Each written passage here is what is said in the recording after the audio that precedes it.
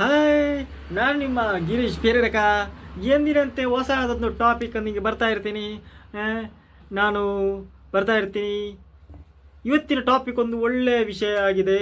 ಯಾಕಂತ ಹೇಳಿದ್ರೆ ಅದು ಎಲ್ಲರ ಬಾಯಲ್ಲಿ ಈಗ ಚರ್ಚೆ ಆಗ್ತಾ ಇದೆ. ಅದು ಚುನಾವಣೆ ವಿಷಯದಲ್ಲಿ, ಅಂದರೆ ಮೋದಿಗೆ 400 ಪ್ಲಸ್ ಓಟು ಯಾಕೆ ಬರಲಿಲ್ಲ ಅಂತೇಳಿ. ಅದಲ್ವಾ? ಅದಕ್ಕೆ ಕಾರಣಗಳುಂಟು ಸರ್, ತುಂಬಗಳು ಕಾರಣ ಉಂಟು. ಅದರಲ್ಲಿ ಎಫೆಕ್ಟಿವ್ ಕಾರಣಗಳನ್ನು ನಾನು ಹೇಳ್ತೇನೆ. ಒಂದನೇದು ಏನು ಗೊತ್ತುಂಟಾ, ನಾನು ನಾನು ಮಾಡಿದ ಸ್ಟೇಟಸ್ ಪ್ರಕಾರ ನಾನು ಮಾಡ್ತಾ ಇರೋದು, ರಾಮ ಮಂದಿರ ಮಾಡಿದ್ರು, ಅದು ಎಲ್ಲೆಲ್ಲ ಮಾಡಿದ್ರು ಮೋದಿ ಸಪೋರ್ಟು ಜನಗಳು ಯಾಕೆ ಕೊಟ್ಟಿಲ್ಲ ಅಂತ ಹೇಳಿದ್ರೆ, ಅಯೋಧ್ಯೆಯಲ್ಲಿ ಇಷ್ಟು ರೀಸನ್ಗಳೇ ಇದೆ ಮೇಜರ್ ಆಗಿ. ಆ್ಯಸ್ ಎ ಇದು ಪ್ರಕಾರ ಜೀವನ ನಡೆಸಲಿಕ್ಕೆ ಮತ್ತು ಬಿಸ್ನೆಸ್ಸಿಗೆ ಎಲ್ಲದಕ್ಕೂ ಪೆಟ್ಟಿ ಬಿದ್ದಿದೆ ಈಗ ಆಲ್ರೆಡಿ. ಅಂದರೆ ಪೆಟ್ಟಿ ಬಿದ್ದಿದ್ದು ಅವರು ಮಾಡಿದಂತಲ್ಲ, ಅವರ ರೂಲ್ಸ್ ರೆಗ್ಯುಲೇಷನ್ಸ್ ಎಲ್ಲ ಸ್ವಲ್ಪ ಟಫ್ ಆಗ್ತಾ ಇದೆ. ಅಂದರೆ ಜನಗಳಿಗೆ ಉದ್ಯೋಗ ಇಲ್ಲ, ಕೈಯಲ್ಲಿ ಕಾಸಿಲ್ಲ ಅಂತೇಳಿದ್ರೆ ಕೆಲವು ರೂಲ್ಸ್ ಎಲ್ಲ ಎಫೆಕ್ಟ್ ಆಗ್ತಾ ಇದೆ. ಯಾಕಂದರೆ ಬೇಡದೆಲ್ಲ ರೂಲ್ಸ್ ಎಲ್ಲ ಬಂದಿದೆ ಮೋದಿಯ ಕಾಲದಲ್ಲಿ ಅಂತೇಳಿ ನಾನು ಹೇಳ್ತಾ ಇರ್ತೀನಿ. ಅದು ಯಾವುದು ಅಂತೇಳಿದ್ರೆ, ಒಂದು ಏನು ಗೊತ್ತುಂಟಾ, ಮಹಿಳೆಯರಿಗೆ ವಿಪರೀತ ಇದು ಮುತ್ತುವರ್ಜಿ ಕೊಡೋದು, ಉತ್ತೇಜನ ಕೊಡೋದು, ಮಹಿಳಾ ಉದ್ಯಮಿಗಳಾಗಲಿಕ್ಕೆ ಅದಕ್ಕೆ ಇದಕ್ಕೆ ಅಂತ. ಅದೇನು ಗೊತ್ತುಂಟಾ ನೋಡಿ, ಹಿಂದೂಗಳಲ್ಲಿ ಮಾತ್ರ ಅದು ನಡೀತದೆ. ಹಿಂದೂಗಳಿಗೆ ಯಾರು ಬೇಕಾದ್ರೆ ಎಲ್ಲಿ ಹೋಗಲಿ ಅಂತೇಳಿ ಫ್ರೀಡಮ್ ಕೊಟ್ಟಿರ್ತಾರೆ. ಅಂದರೆ ದೇವಸ್ಥಾನಕ್ಕೂ ಬರೋದಿಲ್ಲ ಈಗ ಜನಗಳು. ನೋಡಿದ್ದೀರಲ್ಲ ನೀವು, ದೇವಸ್ಥಾನಗಳಲ್ಲಿ ಎಷ್ಟು ಪಾಠ ಪ್ರವಚನ ಮತ್ತು ದೇವಸ್ಥಾನಗಳಲ್ಲಿರುವ ಶ್ಲೋಕಗಳನ್ನು, ಭಗವದ್ಗೀತೆ ಶ್ಲೋಕಗಳನ್ನು ಮನೆಯಲ್ಲೇ ಓದೋದಿಲ್ಲ, ಮತ್ತು ದೇವಸ್ಥಾನದಲ್ಲಿ ಓದ್ತಾರ, ನಿಮಗೆ ಗೊತ್ತುಂಟು. ಅದೇ ಬೇರೆ ಧರ್ಮದಲ್ಲೆಲ್ಲ ನೋಡಿ, ಮುಸ್ಲಿಮರಲ್ಲಿ ಡೈಲಿ ಹೋಗಬೇಕು ಪ್ರಾರ್ಥನಾ ಮಂದಿರಕ್ಕೆ, ಅವರ ಮಸೀದಿಗೆ ಹೋಗಬೇಕು, ಮತ್ತು ಕ್ರಿಶ್ಚಿಯನರಿಗೂ ಹೋಗಬೇಕು ಡೈಲಿ ಸಂಡೇ ಹೋಗ್ಲಿಕ್ಕೆ ಉಪಾಯ ಇಲ್ಲ, ಅದು ಹೋಗಲೇಬೇಕು ಕಂಪಲ್ಸರಿ. ಹಾಗೆ ಹಿಂದೂಗಳಿಗೆ ಇಲ್ಲದ ಕಾರಣ ಇದು ಹಗ್ಗ ಬಿಟ್ಟ ನಾಯಿ ಥರ ಆಗಿದ್ದಾರೆ, ಸಿಕ್ಕಿದಲ್ಲೆಲ್ಲ ಓಡ್ತಾ ಇದ್ದಾರೆ. ಅಂದರೆ ಏನು ಗೊತ್ತುಂಟಾ, ಅವರಿಗೊಂದು ಏನೋ ಒಂದು ಮಾಡಬೇಕು ಅಂತ ಆಸೆ. ಅದರಲ್ಲಿ ಏನು ಗೊತ್ತುಂಟಾ, ಒಂದನೇದು ಎಫೆಕ್ಟು ಮೋದಿಗೆ 400 ಪ್ಲಸ್ ಓಟು ಬರೋದಕ್ಕೆ ಕಾರಣ ಒಂದನೇದು ಏನು ಗೊತ್ತುಂಟಾ, ಮಹಿಳೆಯರಿಗೆ ಪ್ರಾತಿನಿಧ್ಯ ಅಂತ. ಈಗ ಗೊತ್ತುಂಟಾ, ಎಲ್ಲ ಮಿಲಿಟರಿಯಲ್ಲಿ ಅಲ್ಲಿ ಇಲ್ಲಿ ತುರ್ಕಿಸಿಕೊಂಡಿರ್ತಾರೆ ಮಹಿಳೆಯರನ್ನು. ಆ್ಯಕ್ಚುಲಿ ಏನು ಅಂತೇಳಿ ಗೊತ್ತಾಗ್ತಾ ಇಲ್ಲ, ಯಾಕೆ ಈ ಥರ ಒಂದು ವುಮೆನ್ ಎಂಪವರ್ಮೆಂಟಿಗೆ ಸಪೋರ್ಟ್ ಕೊಡ್ತಾರೆ ಅಂತೇಳಿ ಗೊತ್ತಾಗ್ತಾ ಇಲ್ಲ. ಆ್ಯಕ್ಚುಲಿ ಏನು ಗೊತ್ತುಂಟಾ, ವುಮನ್ ಎಂಪವರ್ಮೆಂಟ್ ಏನು ಗೊತ್ತುಂಟಾ, ಅದು ಮಹಿಳೆಯರಿಗೆ ಕೆಲಸ ಕೊಡೋದಿಲ್ಲ. ಆ್ಯಕ್ಚುಲಿ ಫಾರಿನಲ್ಲಿ ಕೂಡ ಅಷ್ಟೇ, ಹುಡುಗರಿಗೇ ಕೆಲಸ ಕೊಡೋದು. ಫಸ್ಟ್ ಪ್ರಿಫರೆನ್ಸ್ ಹುಡುಗರು, ಆಮೇಲೆ ಲೇಡೀಸ್. ಯಾಕೆ ಗೊತ್ತುಂಟಾ, ಹುಡುಗರು ಏನು ಅಂತೇಳಿ ಅದು ನೆಕ್ಸ್ಟಲ್ಲಿ ಬರ್ತೇನೆ. ಉದ್ಯೋಗಮ್ಮ ಪುರುಷ ಲಕ್ಷಣ. ಉದ್ಯೋಗ ಏನದು ಪುರುಷನಿಗೆ ಸೂಕ್ತವಾದ, ಕಟ್ಟಿ ಮುಟ್ಟಾಗಿದ್ದಾನೆ ಒಂದು ದುಡಿಲಿಕ್ಕೆ ಅಂತೇಳಿ. ಮಹಿಳೆಯರು ಅಂತ ಹೇಳಿದ್ರೆ ಅವ್ರು ತಾಯಿಯಂದಿರಾಗಲಿಕ್ಕೆ, ಮನೆಯಲ್ಲಿ ಕೂತ್ಕೊಳ್ಳಿಕ್ಕೆ ಅಂತಲ್ಲ, ಮಕ್ಕಳನ್ನ ಆರೋಗ್ಯ ನೋಡಲಿಕ್ಕೆ ತುಂಬ ಕೆಲಸ ಉಂಟು. ಅದು ಮನೆಯಲ್ಲಿ ಕೂತ್ಕೊಂಡು ಅದು ಸಣ್ಣದ ಕೆಲಸ ಏನಲ್ಲ, ತುಂಬ ಉಂಟು. ಮಕ್ಕಳನ್ನ ನೋಡ್ಕೊಳ್ಳೋ ಅಷ್ಟು ಈಸಿಯಾದ ಕೆಲಸ ಅಲ್ಲ. ಆಫೀಸ್ ಬೇಕಾದ್ರೆ ನೋಡ್ಕೊಳ್ಬೋದು, ಮಕ್ಕಳನ್ನ ನಿಮ್ಗೆ ಬೇಕಾದ್ರೆ 1 ಗಂಟೆ ನೋಡಿ ಮಕ್ಕಳನ್ನು ಆಟ ಆಡಿಸೋದು, ಅವನು ಸಮತವಾಡಿಸೋದು ಆಗ್ಲಿಕ್ಕೆ ಉಂಟಾ. ಅದಕ್ಕೋಸ್ಕರ ನೋಡಿ ಫಾರಿನಲ್ಲೂ ಅಷ್ಟೇ ಲೇಡೀಸ್ ಅಷ್ಟು ಫ್ರೀಡಮ್ ಕೊಟ್ಟು ಕೂಡ ಅವರು ಮಕ್ಕಳಾದರೆ ಮನೆಯಲ್ಲಿ ಕೂತ್ಕೊಳ್ತಾರೆ ಕೆಲಸ ಬಿಟ್ಟು. ಅಂಥ ಸಂಪ್ರದಾಯ, ಅದಕ್ಕಿಂತ ಆ ಟೈಪಿನ ಸಂಪ್ರದಾಯ ಅಲ್ಲ ನಮ್ಮದು. ವಿದೇಶ ಸಂಪ್ರದಾಯದಲ್ಲಿ ಮಾತ್ರ ಮಹಿಳೆಯರಿಗೆ ಉದ್ಯೋಗ ಮಾಡಿ ಹೋಗ್ಬೋದು ಅಂತ. ಯಾಕಂದರೆ ಅವರು ತಂದೆ ತಾಯಿ ಇಲ್ಲ, ಬಳಗಲ್ಲ, ಯಾರು ಬೇಡ, ಅವರೇ ದುಡಿಬೇಕು, ಅವರೇ ತಿನ್ನಬೇಕು. ಆಗಿರುವಾಗ ಲೇಡೀಸಿಗೂ ಅದು ಸೂಕ್ತ ಅಂತ ಅನಿಸ್ತದೆ. ಆದರೆ ಭಾರತದಲ್ಲಿ ಕುಟುಂಬ ಇದೆ, ಫಾರಿನಲ್ಲಿ ಕುಟುಂಬ ಇಲ್ಲ. ಅದು BJPಯವರು ಅರ್ಥ ಮಾಡಿಕೊಳ್ಳಲಿಲ್ಲ ಅಂತೇಳಿ ಹೇಳ್ತಾ ಇದ್ದೀನಿ. ಯಾಕಂದರೆ ಅದು ಹಿಂದೂ ಧರ್ಮಕ್ಕೆ ಮಾತ್ರ, ಹಿಂದೂಗಳಿಗೆ ಮಾತ್ರ ಅನ್ವಯಿಸ್ಬೋದು. ಮಹಿಳೆಯರು ಹೋಗ್ಬೋದು, ಯಾರನ್ನು ಬೇಕಾದ್ರೆ ಕೆಲಸಕ್ಕೆ ದುಡಿಸ್ಬೋದು. ಆದರೆ ಮುಸ್ಲಿಮರಲ್ಲಿ, ಕ್ರಿಶ್ಚಿಯನ್ಸಲ್ಲಿ ಸ್ವಲ್ಪ ಕಮ್ಮಿ ಇದೆ. ಯಾಕಂತ ಹೇಳಿದ್ರೆ ನೋಡಿ, ಅವರ ಧರ್ಮದಲ್ಲಿ ಅದು ಬಿಡುವುದಿಲ್ಲ. ಧರ್ಮ ಇಲ್ಲೆಲ್ಲ ಒಟ್ರಾಸಿ ಆಗಿ ಹೋಗಿದೆ ಹಿಂದೂ ಧರ್ಮದಲ್ಲಿ ಅಂತ ಹೇಳ್ತಾ ಇದ್ದೀನಿ. ಈಗ ನಿಮಗೆ ಗೊತ್ತುಂಟಲ್ಲ, ಅದು ನಾನು ಹೇಳ್ಬೇಕಂತಿಲ್ಲ. ದೇವಸ್ಥಾನದಲ್ಲಿ ಎಕ್ಸಾಂಪಲ್ಗೆ ಹೇಳಿದ್ರೆ, ದೇವಸ್ಥಾನದಲ್ಲಿ ಎಷ್ಟು ಜನ ಪ್ರವಚನವನ್ನು ಕೇಳಲಿಕ್ಕೆ ಹೋಗ್ತಾರೆ, ಧಾರ್ಮಿಕ ಉಪನ್ಯಾಸಕ್ಕೆ ಕೇಳಲಿಕ್ಕೆ ಹೋಗ್ತಾರೆ. ಅದೇ ಬೇರೆ ಧರ್ಮದಲ್ಲಿ ನೋಡಿ ಎಲ್ಲರಿಗೂ ಹೋಗ್ತಾರೆ. ಯಾಕೆ? ತಿಳ್ಕೊಳ್ಬೇಕು ಅಂತೇಳಿ ದಿನಲ್ಲೂ ಹೋಗ್ತಾರೆ. ಅದು ಯಾವ ಧರ್ಮದವರು ಅಂತ ನಿಮಗೆ ಗೊತ್ತುಂಟು, ಆಲ್ರೆಡಿ ಹೇಳಿದ್ದೀನಲ್ಲ, ಪದೇ ಹೇಳಲಿಕ್ಕಿಲ್ಲ.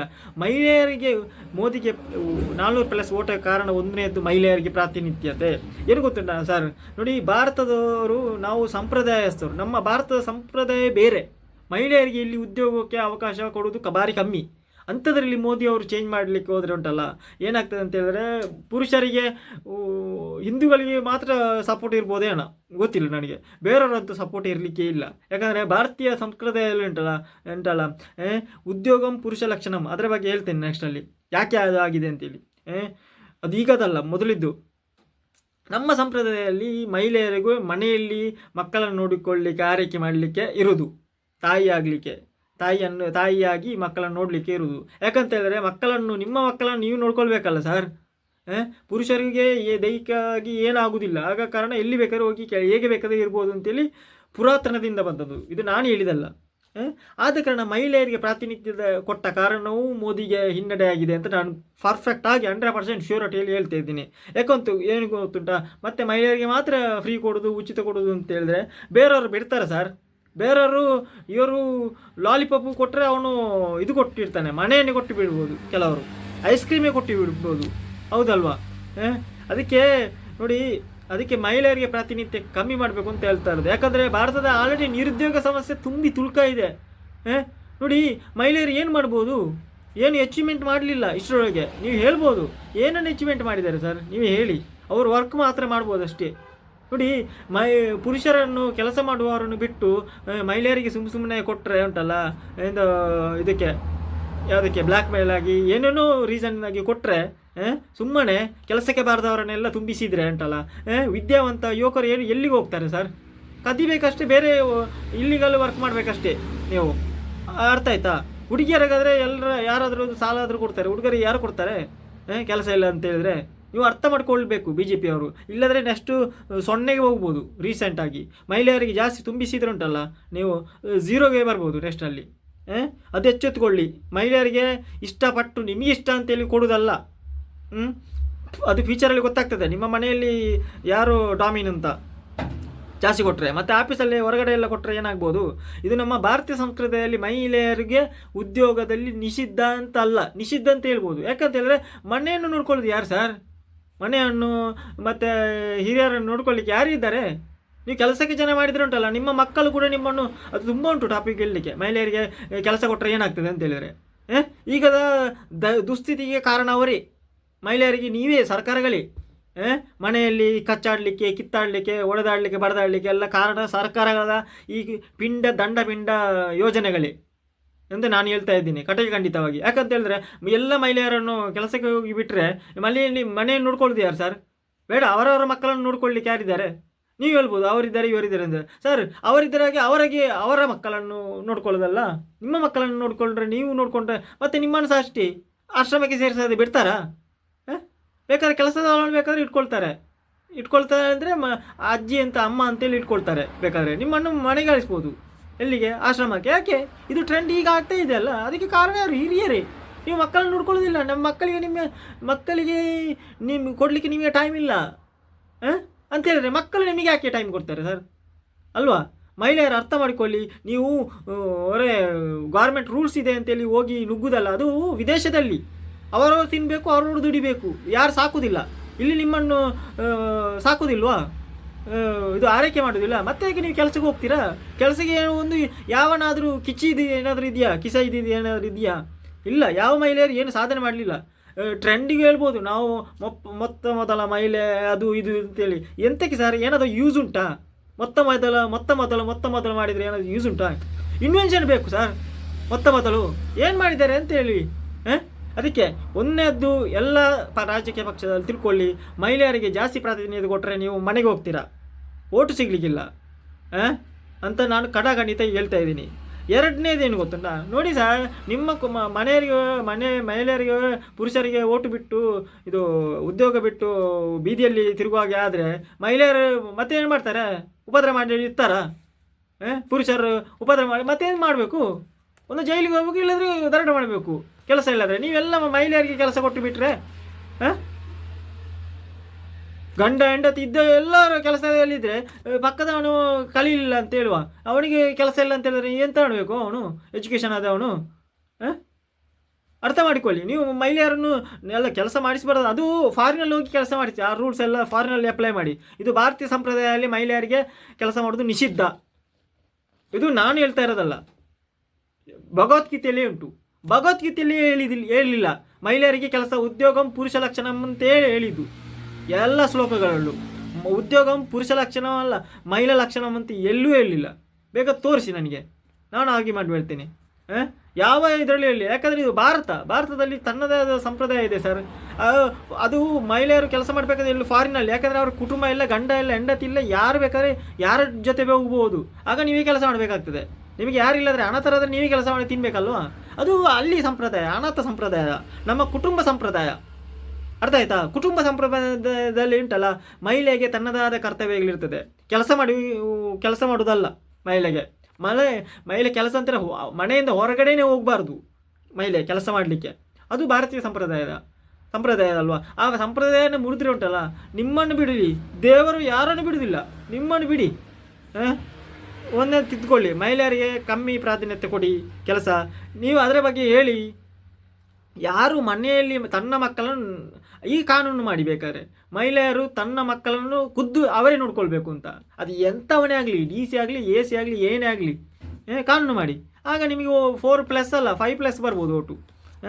ಎರಡನೇದು ಅತಿಯಾದ ದಂಡ, ಹಿಂಸೆ, ಕ್ರೌರ್ಯ, ಕಾನೂನಲ್ಲಿ ಟಾರ್ಚರ್ ಕೊಟ್ಟು ಇದ್ದಾರೆ ಅಂತ ನನಗೆ ಅನಿಸ್ತಾ ಇದೆ BJP ಅವರು. ಯಾಕಂತ ಹೇಳಿದ್ರೆ ಇವರು ಎಕ್ಸ್ಪ್ಲೇನ್ ಮಾಡಲಿಕ್ಕೆ ಆಗ್ತಾಯಿಲ್ಲ BJP ಅವರಿಗೆ. ತನ್ನ ಕಾನೂನಿನ ಪರಿಮಿತಿ ಯಾಕೆ ಇಂಪಾರ್ಟೆಂಟ್ ಅಂತ. ಅದೇ ನೋಡಿ, ಕಾಂಗ್ರೆಸ್ ಇರುವಾಗ ನೋಡಿ ಎಂತೆಂಥ ಕಾನೂನು ತೊಗೊಂಡ್ರು ಅವರು ಜನಗಳು ಮಾತಾಡ್ತಾ ಇರಲಿಲ್ಲ. ಯಾಕೆ? ಜನಗಳಿಗೆ ಬೆದ್ದರ ಅಂತೆಲ್ಲ ಅಲ್ಲ, ಅವರು ಕೊಡುವ ಹಿಂಟ್ ಎಲ್ಲ ಉಂಟಲ್ಲ ಕರೆಕ್ಟ್ ಅರ್ಥ ಆಗ್ತದೆ. ಇವ್ರದ್ದು ಏನು ಒಂದೇ ಒಂದು ಬಾಂಬು ಬಿಟ್ಟು ಎದುರು ಬಿಟ್ಟು ಯಾರು ಬರಬೇಡಿ ಬಾಂಬು ಓಡಾಗ್ತದೆ ಅಂತ ಹೇಳಿದ್ರೆ ಏನಂತ ಅರ್ಥ? ನಿಮ್ಮ ಮನೆ ಎದುರು ಬಾಂಬು ಇಟ್ಟು ಮರುದಿವಸ ಇದು ನನ್ನದು ನಾನೀಗ ಉಡಾಯಿಸ್ತೇನೆ ಅಂತ ಹೇಳಿದ್ರೆ ಏನಂತ ಅರ್ಥ? ಬೇರೆಯವರು ಒಂದು ಹಾಗೆ ಆಗ್ತದೆ, ಆಗಿದೆ ಅಂತೇಳಿ ಹೇಳ್ತಾ ಇದ್ದೇನೆ. ಕಾನೂನನ್ನು ದಂಡ ತಗೊಂಡು ಬನ್ನಿ, ಕಾನೂನನ್ನು ಚೇಂಜ್ ಮಾಡಿ, ಆದರೆ ಜನಗಳಿಗೆ ಅರ್ಥ ಆಗುವಾಗ ಫಸ್ಟ್ ಹೇಳಿ ಆಮೇಲೆ ತಗೊಂಡು ಬನ್ನಿ, ಆಗ ದೂರುವುದಿಲ್ಲ. ಅದು ಒಟ್ಟಿಗೆ ಕಾರಣ. ಒಂದು ಮಹಿಳೆಯರಿಗೆ ಪ್ರಾತಿನಿಧ್ಯ ಜಾಸ್ತಿ ಕೊಟ್ಟದ್ದು ವಿಪರೀತ ಆಗಿದೆ ಸರ್. ಕದ್ದು ಅಲ್ಲ ಎದ್ದು ಬಿದ್ದು ನೋಡಿ, ಸಮಾಜದಲ್ಲಿ ಕೆಲಸ ಇಲ್ಲದ್ರೆ ಪರದಾಡ್ತಾ ಇದ್ದಾರೆ ಪುರುಷರು. ಮಹಿಳೆಯರನ್ನು ಬಿಟ್ಟು ಬಿಡಿ, ಅವರು ಮದುವೆ ಆಗಿ ಗಂಡನೊಟ್ಟಿಗೆ ಇರ್ತಾರೆ, ಅವ್ರು ಕೆಲಸ ಮಾಡಿದ್ರು ಒಂದೇ. ಕೆಲಸ ಮಾಡಬೇಕಾದ ಪುರುಷರಿಗೆ ಕೆಲಸ ಇಲ್ಲದ್ರೆ ನೀವು ಏನು ಸರ್? ನಿಮಗೆ ಯಾರಾದರೂ ಓಟ್ ಹಾಕ್ತಾರಾ ಹೇಳಿ? ಎರಡನೇದು ಅತ್ಯಾಸ ದಂಡ, ವಿಪರೀತ ದಂಡ ಬೇಕು ಸರ್.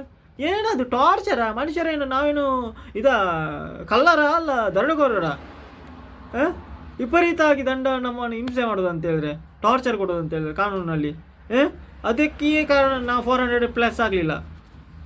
ಎರಡನೇದು ಗ್ಯಾಸ್ ಮತ್ತು ಪೆಟ್ರೋಲ್ಗೆ ಇವರೇ ದೂರಿದ್ದಾರೆ ಕಾಂಗ್ರೆಸ್ನವರು ಏರಿಸುವಾಗ.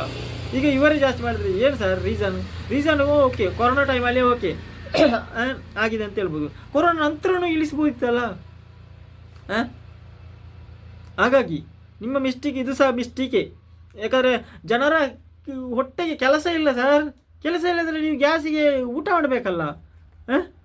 ಸಿಟಿಯಲ್ಲಿ ಇವನು ಹೇಳ್ತಾ ಇರೋದು, ಸಿಟಿಯಲ್ಲಿ ಅಲ್ಲಿ ಕಟ್ಟಿಗೆ ಅದು ತೊಗೊಂಡು ಕೆಲಸ ಮಾಡ್ತಾರೆ, ಒಲೆ ಉದಿಸ್ತಾರೆ ಅಂತ ತಿಳ್ಕೊಳ್ಳುವ. ಸಿಟಿಯಲ್ಲಿ ಹೇಗೆ ಸರ್ ಉರಿಸೋದು? ನೀವು ಗ್ಯಾಸಿಗೆ ಕೈ ಸುಡೋ ಥರ ರೇಟ್ ಆಗಿದ್ರೆ ಅದು ಸಹ ಕಾರಣ ಸರ್ ಮೇಜರ್. ನಿಮ್ಮ ಅಯೋಧ್ಯೆಯಲ್ಲ ಎಲ್ಲೂ ಬೇಕಾದ್ರೂ ಸಿಗಲಿಕ್ಕಿಲ್ಲ ಓಟು. ಈ ಥರ ಎಲ್ಲ ಕಾನೂನೆಲ್ಲ ಪಿರ್ಕಿ ಕಾನೂನು ಮಾಡಿದರೆ. ಮೂರನೇದು ನೋಡಿ, ಎಲ್ಲರಿಗೆ ಒಂದು ಡೌಟ್ ಉಂಟಲ್ಲ, ರಾಮ ಮಂದಿರ ಮಾಡಿದರೂ ಯಾಕೆ ಕೊಡಲಿಲ್ಲ ಅಂದರೆ ಎಲ್ಲರ ಮನಸ್ಸಲ್ಲಿ ನೆಗೆಟಿವ್ ಬಂದಿದೆ ರಾಮ ಮಂದಿರದ ಬಗ್ಗೆ. ಏನು ಗೊತ್ತಿಲ್ಲ, ರಾಮ ಮಂದಿರ ಮಾಡಿದ್ದು ಆತುರದಲ್ಲಿ ಪ್ಲಸ್ ಚುನಾವಣೆಗೋಸ್ಕರನೇ ಮಾಡಿದ್ದು ಅಂತಾಗಿದೆ. ಆಗಿರುವಾಗ ಯಾರು ಓಟ್ ಕೊಡ್ತಾರೆ ಸರ್? ರಾಮ ಮಂದಿರದ ಏನು ಅದು ಓಟಿಗೋಸ್ಕರ ಮಾಡಿದ ಇದಲ್ಲ, ಅದೊಂದು ಪವಿತ್ರವಾದ ಧಾರ್ಮಿಕ ಸ್ಥಳ ಆಗಿರುವಾಗ ಅದರ ಬಗ್ಗೆ ನಿಮಗೆ ಆತುರ ಅಂತೇಳಿ ಅದನ್ನು ಸಮಾನಗೊಳಿಸಬೇಕಿತ್ತು ಜನಗಳ ಹತ್ರ ಹೋಗಿ, ಇಲ್ಲದ್ರೆ ನಿಮ್ಮ ಬೂತ್ ಪ್ರಕಾರ ಮಾಡಿಸಬೇಕಿತ್ತು. ಯಾಕೆ ಅಂತೇಳಿ ಅದು ನೆಗೆಟಿವ್ ಆಗಿ ಹೋಗ್ತಿದೆ. ನಿಮ್ಮ ಸಪೋರ್ಟರ್ಸ್ ಎಷ್ಟಿರ್ತಾರೆ, ನೆಗೆಟಿವ್ ಬರ್ತದೆ ಒಂದು ಅದು ಸಹ. ಐದನೇ ಕಾರಣ, BJP ಸಂಸದರು ಉಂಟಲ್ಲ, ಯಾರು ಸರಿಯಾಗಿ ಕೆಲಸ ಮಾಡುವುದೇ ಇಲ್ಲ ಸರ್. ಏನಂತ ಹೇಳಿ, ಎಲ್ಲರಿಗೂ ಗೊತ್ತುಂಟು ಇದು ಕಷ್ಟ. ನೋಡಿ, ಕಷ್ಟಕ್ಕೆ, ಜನಗಳ ಕಷ್ಟಕ್ಕೆ ಅವರು ಸರಿಯಾಗಿ ಸ್ಪಂದಿಸುವುದಿಲ್ಲ. ನೋಡಿ, ಈ ಸರಿ ಯಾರು ಸ್ಪಂದಿಸ್ತಾರೆ ಅವರಿಗೆ ಓಟು ಕೊಟ್ಟಿದ್ದಾರೆ, BJP ಅವರಿಗಾಗಲಿ ಯಾರಿಗಾಗಲಿ. ಚುನಾವಣೆ ಬಂದಾಗ ಮಾತ್ರ ಬರ್ತಾರೆ ಬೀಜಿಕೊಂಡು, ಮತ್ತು ಅವರ ಕೈಯಲ್ಲಿ ಏನು ಸಾಧನೆ ಮಾಡಲಿ ಮೋದಿಗಾಗಿ ಓಟು ಕೊಡಲಿ ಅಂತ ಹೇಳ್ತಾರೆ. ಇದು ಯಾವ ನ್ಯಾಯ ಸರ್? ನೀವು ಹೋಗಿ ನಮ್ಮ ಮನೆಯಲ್ಲಿ ಊಟ ಮಾಡಿ ಅಂತ ಹೇಳಿದ್ರೆ ಪಕ್ಕದ ಮನೆಯಲ್ಲಿ ಹೋಗಿ ಅಂತ ಹೇಳಲಿಕ್ಕಾಗ್ತದಾ? ತೆಗೆದು ಬಾರಿಸ್ಬೋದು ಪಕ್ಕದ ಮನೆ ಅವನು. ಹಾಗೆ ಹೇಳಲಿಕ್ಕಾಗೋದಿಲ್ಲ. ನಿಮ್ಮ ಕೆಲಸ ನೀವು ಮಾಡಬೇಕು. ಮೋದಿ ಸಪೋರ್ಟಿಗೆ ನಮ್ಮ ಟೀಮ್ ಮೋದಿ ಅಂತ ಹೇಳಿ ನೀವೇನು ಕೆಲಸ ಮಾಡಿದ್ರೆ ಉಂಟಲ್ಲ, ಜನ ಯಾಕೆ ನಿಮ್ಮ ಮುಖ ನೋಡಿ ಓಟ್ ಕೊಡ್ತಾರೆ ನಿಮಗೆ? ಇದು ಸಹ ಕಾರಣ. ಆರನೆಯದು ಏನು ಗೊತ್ತುಂಟಾ, ಆರನೆಯದು ಪರಿವರ್ತನೆ ಜಗದ ನಿಯಮ. ಇದು ಭಗವದ್ಗೀತೆಯಲ್ಲಿ ಶ್ರೀಕೃಷ್ಣ ಹೇಳಿದ್ದು. ಎಲ್ಲರಿಗೂ ಒಂದು ಕಾಲ ಬರ್ತದೆ, ಆನಂತರ ಸ್ವಲ್ಪ ಪರಿವರ್ತನೆ ಆಗಲೇಬೇಕು, ತಿದ್ದುಕೊಳ್ಳೇಬೇಕು. ಅದು ಏನು ಅಂತ ನೀವೇ ತಿದ್ದುಕೊಳ್ಳಿ. ಬಿ ಜೆ ಪಿಯವರಿಗೆ ಹೇಳ್ತಾ ಇರೋದು, ಎಲ್ಲ ಪಕ್ಷದವರಿಗೆ. ವಿಪರೀತ ಬೇಡ ವ್ಯಾಮೋಹ, ಯಾವ ಧರ್ಮದ ಬಗ್ಗೆಯೂ ಕೂಡ ಇರಲಿ, ಅದರ ಬಗ್ಗೆ ವಿವೇಚನೆ ಕೊಟ್ಟು ಬಿಡಿ ಜನರಿಗೆ. ಇದರಿಂದ ವಿಪರೀತ ಮಹಿಳೆಯರಿಗೆ ಪ್ರಾತಿನಿಧ್ಯ ಕೊಟ್ಟರೆ ಏನಾಗ್ತದೆ, ಲವ್ ಜಿಯೋದಾಗ್ತದೆ, ಹೆಣ್ಣು ಹುಡುಗಿಯರನ್ನು ಎತ್ತುಕೊಂಡು ಹೋಗೋದಾಗ್ತದೆ. ಅದಕ್ಕೆ ಕಾರಣ ಯಾರು? ಇದೇ ವಿಪರೀತ ಜಾಬೇ, ವಿಪರೀತದ ಪ್ರಾತಿನಿಧ್ಯ ಕೊಡೋದು. ಎಲ್ಲಿ ಡ್ರೆಸ್ ಕೂಡ ಅಂತೂ ಫಾರಿನಿಗಿಂತಲೂ ಕಡೆ, ಫಾರಿನಲ್ಲಾದರೂ ಸ್ವಲ್ಪ ಮಾನ ಮರ್ಯಾದೆಯಲ್ಲಿ ಇಟ್ಕೊಳ್ತಾರೆ, ಇದು ಅದಕ್ಕಿಂತ ಕಡೆಯಾಗಿ ಹೋಗಿದೆ ಇದೆ ಭಾರತದ ಸಂಪ್ರದಾಯದಲ್ಲಿ.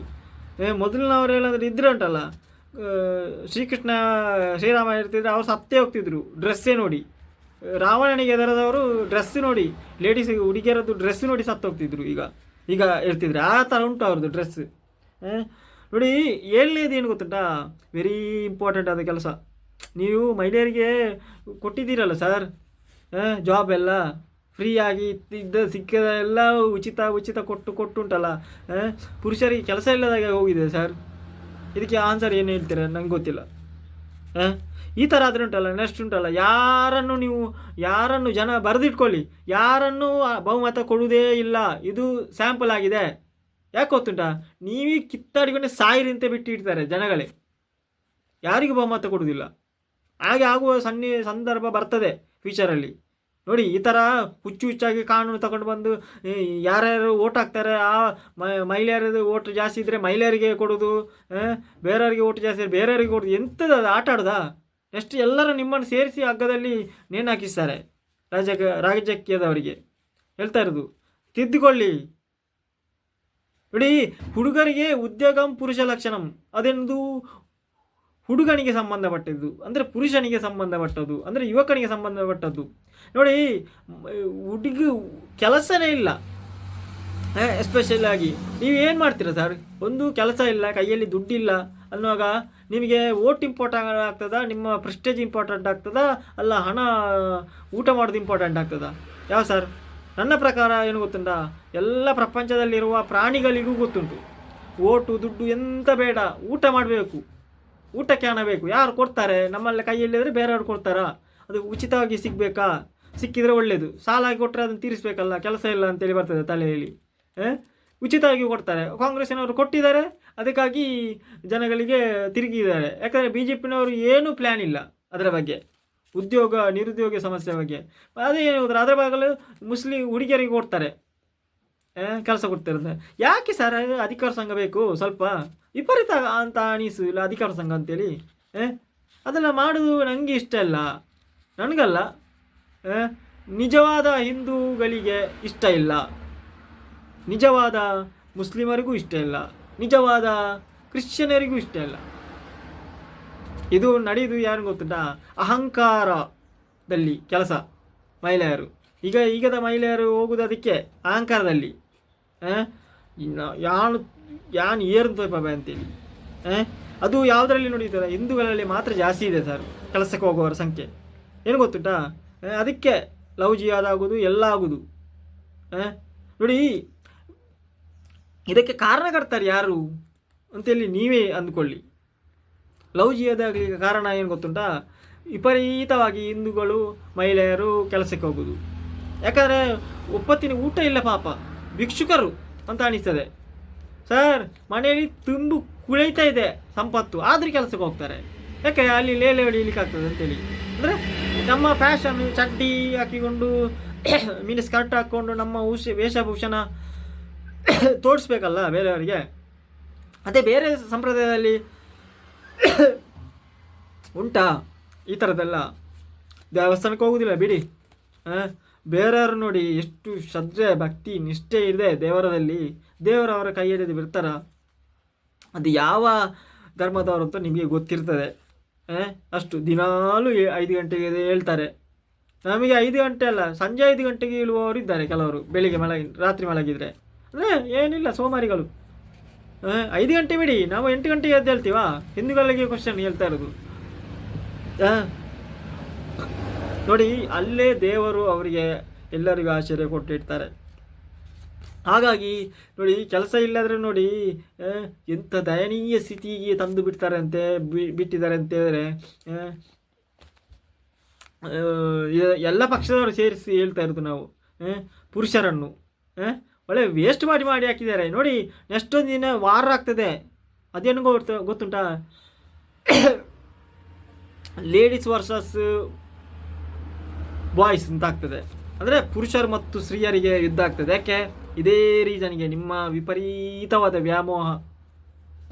ಅಂದರೆ ಯುದ್ಧ ಆಗ್ತದೆ, ನಾಶ ಆಗ್ತದೆ, ಜನಗಳು ನಾಶ ಮಾಡಿಕೊಳ್ತಾರೆ, ಸಾಮರ್ಥ್ಯವನ್ನು ತೋರಿಸ್ತಾರೆ. ಮತ್ತು ಪುರುಷರು ಎಲ್ಲ ರಂಗದಲ್ಲಿ, ಇನ್ನು ಹೀಗೆ ಆದರೆ ಎಲ್ಲ ರಂಗದಲ್ಲಿ ಪುರುಷರಿಗೆ ಅವಕಾಶ ಇರುವುದಿಲ್ಲ.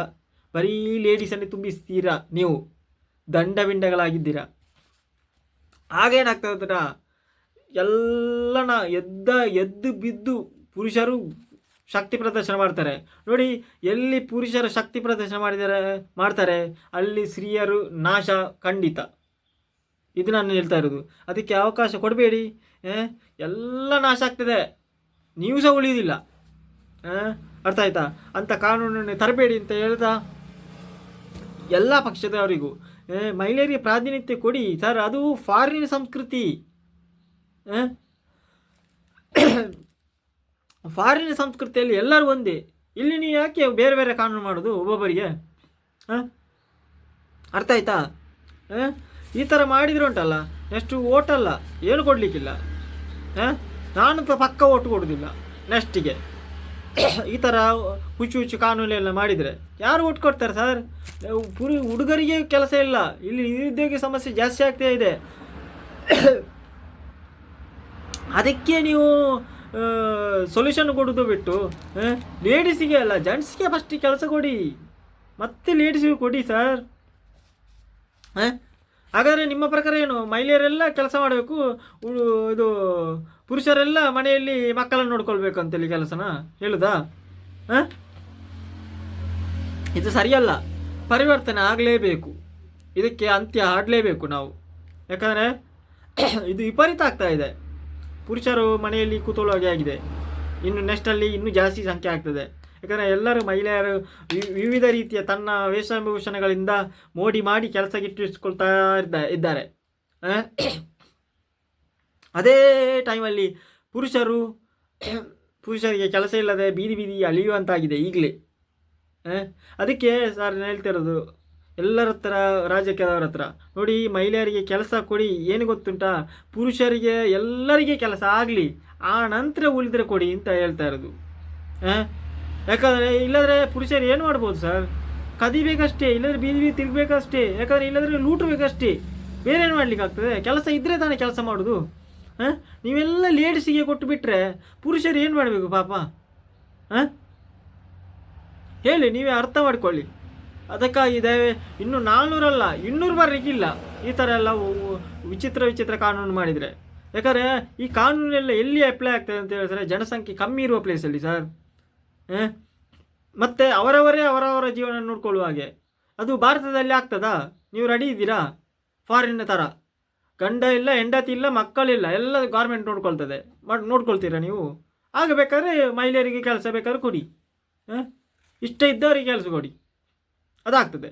ಇದು ಎಲ್ಲ ರೂಲ್ಸ್ ಎಲ್ಲ ಫಾರಿನ್ ಇದ್ದಂತೆ ಇರಬೇಕು ಭಾರತೀಯ ಸಂಪ್ರದಾಯದಲ್ಲಿ ಅಂತ ಹೇಳಿದ್ರೆ ಆಗ್ತದಾ? ಸುಮ್ಮನೆ ಕೂತ್ಕೊಂಡ್ರೆ ಏನು ಬರೋದಿಲ್ಲಲ್ಲ. ಅದಕ್ಕಾಗಿ ದಯವಿಟ್ಟು ಉದ್ಯೋಗಂ ಪುರುಷ ಲಕ್ಷಣಂ ಎನ್ನುತ್ತಾ ವೇದವಾಕ್ಯದೊಂದಿಗೆ ನಾನು ಖಂಡಿತ ವಿರೋಧಿಸ್ತಾ ಇದ್ದೀನಿ. ಯಾವ ಪಕ್ಷನೇ ಆಗಲಿ ಪುರುಷರಿಗೆ ಮೊದಲ ಆದ್ಯತೆ ಉದ್ಯೋಗದಲ್ಲಿ, ಕೆಲಸದಲ್ಲಿ, ಆಮೇಲೆ ಮಿಕ್ಕಿದ್ರೆ ಮಹಿಳೆಯರಿಗೆ ಕೊಡಿ ಅಂತ ಹೇಳ್ತಾ ನನ್ನ ಮಾತನ್ನು ಕೊನೆಗೊಳಿಸ್ತೇನೆ. ನೀವು ಅರ್ಥ ಆಗಿದೆ ಅಂತ ತಿಳ್ಕೊಳ್ತೇನೆ. ನಾನು ನಿಮ್ಮ ಗಿರೀಶ್ ಪೆರಡಕ. ನೆಕ್ಸ್ಟ್ ಬರ್ತಾ ಇರ್ತೀನಿ ಒಂದು ಹೊಸ ಟಾಪಿಕ್ನೊಂದಿಗೆ. ಯಾಕೆ ನೆಕ್ಸ್ಟ್ ಬೇಕಾದರೆ ಹೇಳ್ತೀನಿ, ಯಾಕೆ ಮಹಿಳೆಯರಿಗೆ ನಾನು ಅಪೋಸ್ ಮಾಡೋದು ಕೆಲಸ ಮಾಡಲಿಕ್ಕೆ, ಔಟ್ಸೈಡ್ ಕೆಲಸ ಮಾಡಲಿಕ್ಕೆ ಅಂತ ಹೇಳ್ತೀನಿ. ನೆಕ್ಸ್ಟ್ ಎಪಿಸೋಡಲ್ಲಿ ಹೀಗೆ ಫ್ರೀಯಾಗಿ ಎಂಜಾಯ್ ಆಗಿ ಮುಂಗಾರು ಮಳೆಯನ್ನು ಸವಿಯುತ್ತಾ ಸ್ವಲ್ಪ ಬಿಸಿಲನ್ನು ಸವಿಯುತ್ತಾ ಎಂಜಾಯ್ ಮಾಡೋಣ.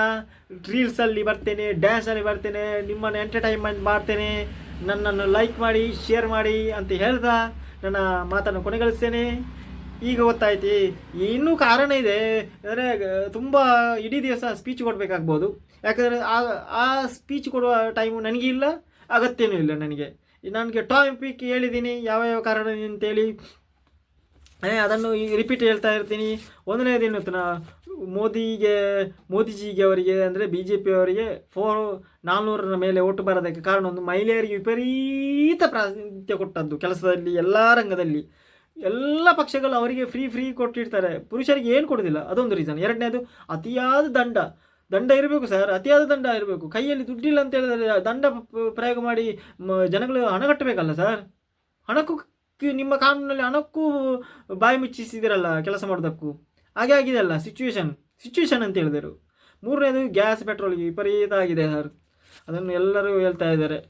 ಅದು ನೋಡಲಿಲ್ಲ ಅಂದರೆ ನಿಮ್ಮ ಜವಾಬ್ದಾರಿ. ಮೂರನೇದು ರಾಮ ಮಂದಿರ ಮಾಡಿದ ಅದು ಆತುರದಲ್ಲಿ ಮತ್ತೆ ಚುನಾವಣೆಗೋಸ್ಕರ ಅಂತ ಆಗಿದೆ, ಅದರಾಗಿ ನಿಮಗೆ ಓಟು ಹೋಗಿದೆ ಅಂತ ತಿಳ್ಕೊಂಡಿದ್ದೇನೆ. ಮೂರನೇದು BJP ಸಂಸದರಿಗೆ ಸರಿಯಾಗಿ ಕೆಲಸನೇ ಮಾಡಲಿಲ್ಲ, ಜನರ ಕಷ್ಟಕ್ಕೆ ಸ್ಪಂದಿಸಲೇ ಇಲ್ಲ. ಚುನಾವಣೆಗೆ ಬರುವಾಗ ಮಾತ್ರ ಬರ್ತಾರೆ, ಅದು ಅವರ ಕೆಲಸವನ್ನು ದೂರಿದರೆ ಮೋದಿಗಾಗಿ ಓಟ್ ಹಾಕಿ ಅಂತ ಹೇಳ್ತಾರೆ ಡೈಲಾಗ್. ಇದು ನಡೆಯುವುದಿಲ್ಲ. ಆರನೇದು ಪರಿವರ್ತನೆ ಜಗದ ನಿಯಮ, ಪರಿವರ್ತನೆ ಆಗಲೇಬೇಕು.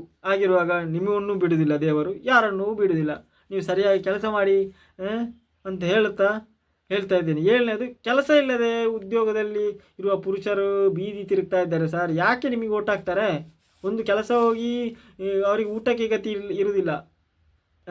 ಇಲ್ಲದ್ರೆ ಕೆಲಸ ಇಲ್ಲದ ಪುರುಷನನ್ನು ಎಲ್ಲರೂ ಬೈದೆ, ದಂಡ ಪಿಂಡ ಅದು ಅವನು ಇವನು ಅಂತೇಳಿ. ಆದರೆ ಮಹಿಳೆಯರನ್ನು ಯಾರು ಬೈದಿಲ್ಲ ಸರ್, ಯಾಕಂದರೆ ಅವರು ಸೇಫಿ ಇದ್ದಾರೆ ಮನೆಯಲ್ಲಿ. ಅದಕ್ಕೆ ನಾನು ಹೇಳ್ತಾ ಇರೋದು, ಪುರುಷರಿಗೆಲ್ಲರಿಗೆ ಓಟು ಕೊಡಿ, ಭಾರತ ಇಂಪ್ರೂವ್ ಆಗ್ತದೆ. ನೀವು ಮಹಿಳೆಯರಿಗೆ ಓಟು ಕೊಡಿ, ಭಾರತ ಅಲ್ಲ ಫಾರಿನ್ ಇಂಪ್ರೂವ್ ಆಗ್ತದೆ. ಏನು ಗೊತ್ತುಂಟ, ಮಹಿಳೆಯರಿಗೆ ತಲೆಯೇ ಇಲ್ಲ. ಬೇಕಾದ್ರೆ ನೋಡಿ, ಏನಾದರೂ ಇನ್ವೆನ್ಷನ್ ಮಾಡಿದ್ದು ಯಾರು ಸರ್? ಕ್ರಿಯೇಟಿವ್ ಇರುವುದೇ ಪುರುಷ, ಸಪೋರ್ಟ್ ಇರುವುದೇ ಮಹಿಳೆ. ಇದು ಪ್ರಕೃತಿ ನಿಯಮ, ನನ್ನದಲ್ಲ. ಡೌಟ್ ಇದ್ದರೆ ಭಗವದ್ಗೀತೆ ಓದಿ. ಯಾಕಂದರೆ ಶ್ರೀಕೃಷ್ಣ ಪರಮಾತ್ಮನೇ ತನ್ನ ಹೆಂಡತಿಯರಿಗೆ ಕೆಲಸ ಮಾಡಲಿಕ್ಕೆ ಅವಕಾಶ ಕೊಡಲಿಲ್ಲ. ಶ್ರೀಕೃಷ್ಣನ ದೇವರೇ, ರಾಮನೇ, ಎಲ್ಲ ದೇವರಷ್ಟೇ. ಯಾವ ಪವಿತ್ರ ಗ್ರಂಥದಲ್ಲೂ ಮಹಿಳೆಯರಿಗೆ ಕೆಲಸ ಮಾಡಬೇಕು ಇಂಪಾರ್ಟೆಂಟ್ ಅಂತ ಹೇಳಲೇ ಇಲ್ಲ.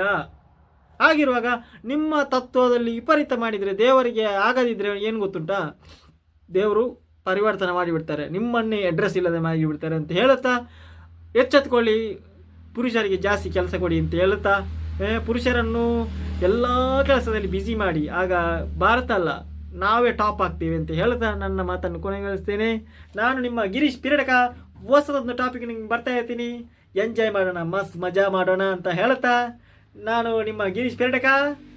ಮುಂಗಾರು ಮಳೆಯೊಂದಿಗೆ ಎಂಜಾಯ್ ಮಾಡಿ, ಟ್ರಾವೆಲ್ಸ್ ಮಾಡಿ, ರೀಲ್ಸ್ ಮಾಡಿ, ಎಂಜಾಯ್ ಮಾಡಿ, ಎಲ್ಲ ಪ್ರಕೃತಿಯನ್ನು ವೀಕ್ಷಣೆ ಮಾಡಿ ಅಂತ ಹೇಳ್ತಾ ನೆಕ್ಸ್ಟ್ ಎಪಿಸೋಡಲ್ಲಿ ಒಂದು ಹೊಸ ಟಾಪಿಕ್ ನಿಮಗೆ ಬರ್ಬೋದು. Watch and wait and watch. I am Girish Piradaka from Uppinangadi.